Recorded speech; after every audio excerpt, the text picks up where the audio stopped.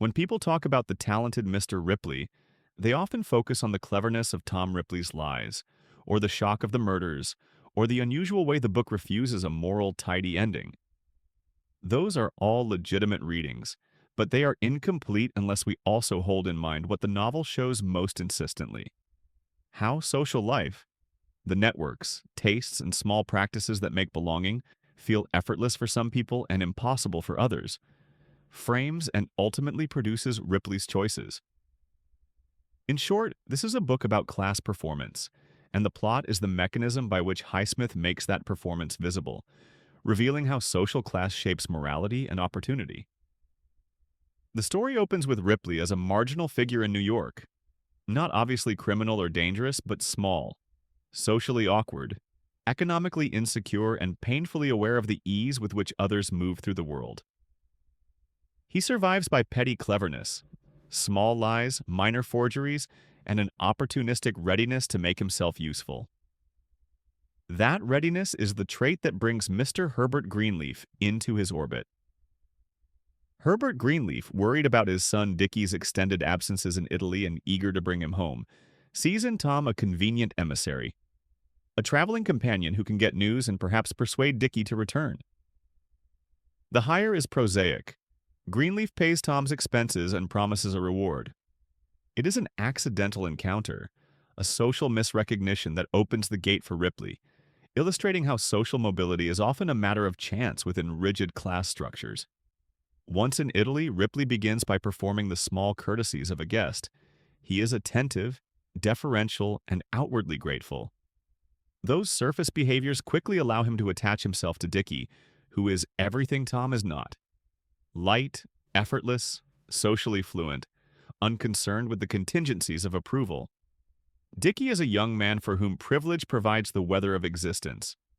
It is simply there, and he treats leisure and admiration as normal conditions. Tom, who has observed the weather for a long time, becomes fascinated to the point of obsession.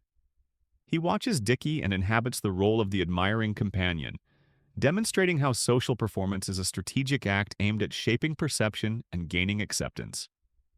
At first, the relationship appears to be a live experiment in social mimicry. Tom tries out lines, takes on tastes, and practices small mannerisms. Over time, though, the dynamic hardens into dependency. Dickie enjoys Tom's imitation as an amusing game. He likes the attention and the novelty. But the novelty fades. Where Tom wants sustained belonging and identification, Dickie wants light companionship and amusement. That mismatch, Tom's hunger for lasting status and Dickie's appetite for ephemeral pleasure, is the engine that pushes the plot toward catastrophe. As Dickie becomes restless, he drifts to other friends and other amusements. The social space Ripley has occupied begins to shrink. He is no longer simply an admirer, he is replaced by people who are naturally native to that world. The crucial turning point comes during episodes in which Dickie's boredom and Tom's desperation intersect. On an outing that is at once ordinary and intimate, a day that includes leisure on the water, privacy, and the brittle intimacy of two people alone, tensions that were previously diffuse become acute. Dickie begins to mock and distance himself, and Tom realizes that the easy route to exclusion is not only social ostracism, but also the abandonment of the role he has been rehearsing. In the moment that follows, the relationship ruptures and Dickie dies. Highsmith treats this break not as melodrama, but as an infrastructural problem.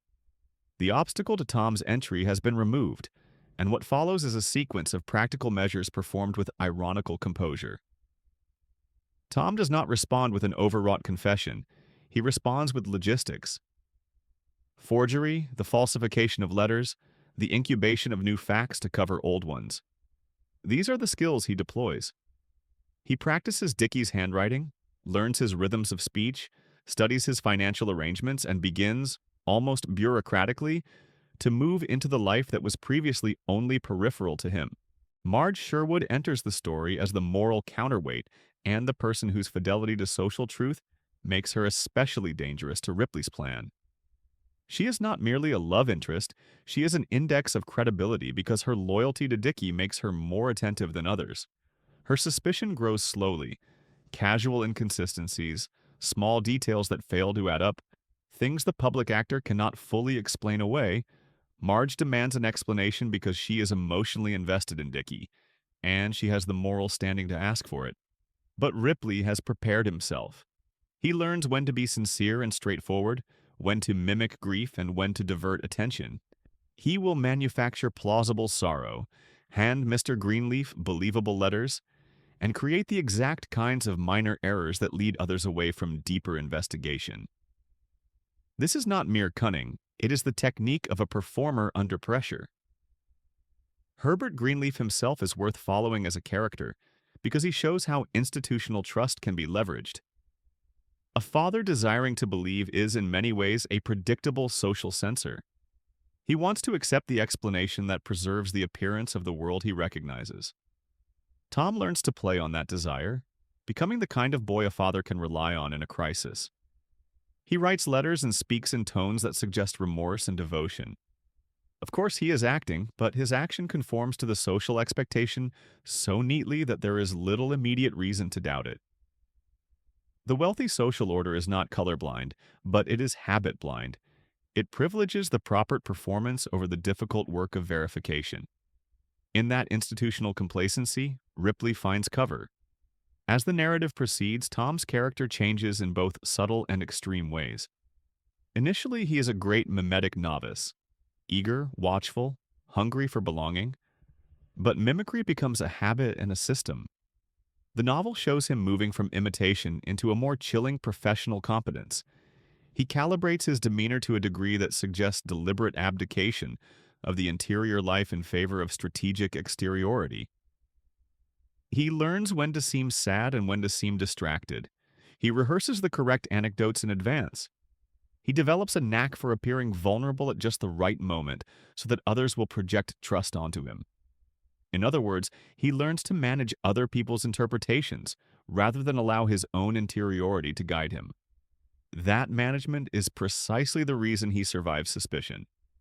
People respond to behavior before they investigate motives. There are other episodes and supporting figures who matter here. Secondary friends and acquaintances. The people who orbit Dickie in Rome, the casual hosts and fellow travelers, serve as a kind of social background that Tom must replicate convincingly. Each additional person who accepts him is a test passed. Each skeptic or investigator he mollifies is a test that sharpens his capacity for deception. Highsmith is careful to show small failures, moments when Ripley must improvise or when his lies nearly collapse, because they reveal both the fragility and the effectiveness of his method. He is never invulnerable. He simply becomes better at making vulnerability look convincing. Throughout this process, the material stakes are always linked to symbolic ones. Ripley's appropriation of Dickie's clothes, his use of Dickie's name, his ability to access Dickie's accounts, these are practical advantages. Still, they also function semiotically. Owning the objects and the social relations of the privileged allows him to be read by others as belonging. Highsmith wants us to see how easily social identity can be manufactured when the outer signs are in place, and the community is willing to accept them. The danger in that acceptance is not only moral, it is political, in the sense that social gates meant to maintain cohesion can be opened through performance if people prefer order over scrutiny. By the book's end, Ripley has changed in ways that are both triumphant and tragically diminished.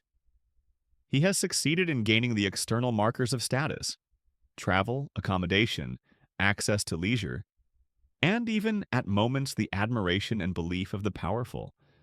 But he has also become increasingly alone, increasingly dependent on the constant labor of deception. Every lie requires maintenance, every forgery requires another forgery. His psychological economy becomes an endless ledger. Hikano feels the relief of having entered the world he desired. Still, he also demonstrates the cost: personal annihilation, or at least the erosion of any sincere self from which moral reflection might proceed. Highsmith's brilliance is that she frames this social rise not as a straightforward narrative of reward and luck, but as a methodical transformation in which class demands specific capacities: posture, taste, performative confidence.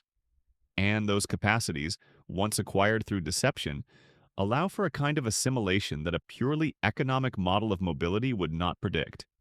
Ripley's turn to instrumental psychopathy, not as a static diagnosis but as a strategy that he refines, makes the novel a chilling social satire as well as a psychological study. It forces the reader to ask uncomfortable questions about the structures that reward performance, and about what moral cost is exacted when belonging can be purchased only by becoming someone else entirely. If there is a final paradox in Highsmith's book, it is that Ripley achieves the thing he most desired but loses the possibility of enjoying it with anyone who truly knows him. The world he enters, which once looked like liberation, becomes instead a hall of mirrors in which the reflection is always slightly off. And that is why the talented Mr. Ripley lingers.